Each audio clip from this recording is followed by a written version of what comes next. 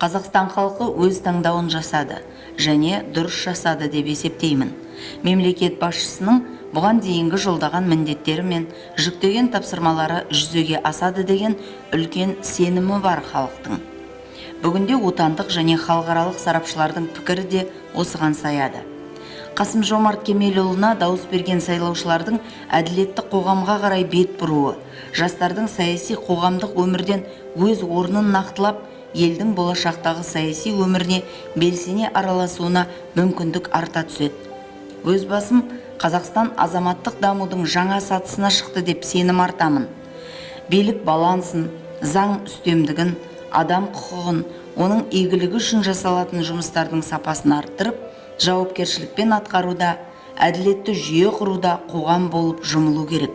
Себебі бір адам барлығын бақылап, қадағалауы мүмкін емес.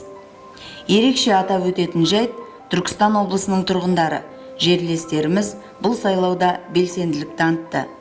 Мемлекетіміздің болашағы осы сайлауға байланысты екеніне сенді.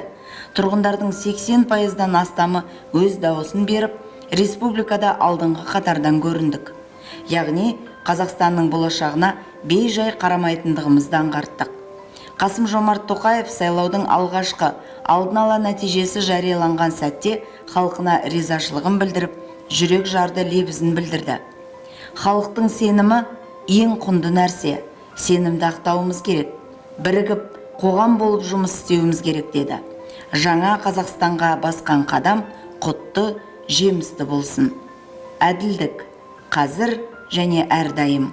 Әділетті Қазақстанды бірге құрамыз. Анарбек Орман, Түркістан облыстық мәслихатының депутаты, су ресурстары маркетинг жауапкершілігі шектеулі серіктестігінің бас директоры.